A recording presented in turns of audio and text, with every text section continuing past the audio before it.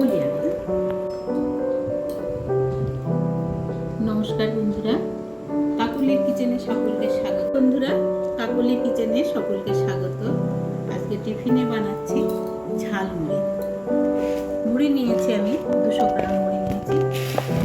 মুড়িগুলো মুচমুচে মুড়ি বন্ধুরা, ঝালমুড়ি বানানোর জন্য মুড়িগুলো নরম হলে চলবে না, মুচমুচে লাগবে।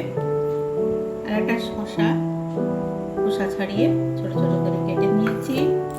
পেঁয়াজ নিয়েছি, পেঁয়াজ একটা বড় সাইজের পেঁয়াজ কুচিয়ে নিয়েছি। আর লাগছে আমের তেল, আমের আচারের তেল, তেল। এই তেল অন্য আচারে নিলে হবে না, আম তেল নিতে হবে। আম তেলে ঝালমুড়ির স্বাদ এনে দেয়। আর লাগছে নারকেল আমি তুলে ছোট ছোট করে কেটে নিয়েছি। একটা আলু সিদ্ধ করে কেটে নিয়েছি। 2 কাঁচা লঙ্কা কুচিয়ে নিয়েছি। আর ছোলা আমি সেদ্ধ করে নিয়েছি।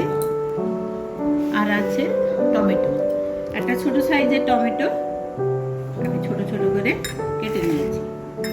এবার আমি মুড়ি মাখাচ্ছি, তার জন্য আমি শসা দিয়ে দিচ্ছি, শসা কুচি। এবার দিয়েছি পেঁয়াজ দিয়ে দিচ্ছি, গাজর দিয়ে দিচ্ছি,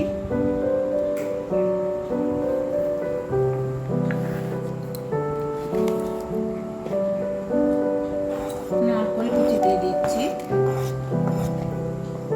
সেদ্ধ আলুগুলো দিয়ে দিলাম, টমেটো কুচি, কাঁচা লঙ্কা কুচি আর সেদ্ধ ছোলা। এবার সব একসঙ্গে মাখিয়ে নিচ্ছি। সবশেষে আচারের তেল দিয়ে নিলাম।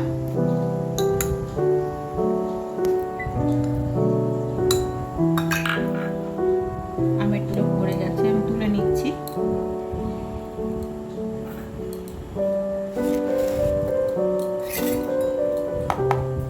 সবশেষে চানাচুর দিয়ে দিচ্ছি। এবার আমি সব একসঙ্গে মিশিয়ে নিচ্ছি।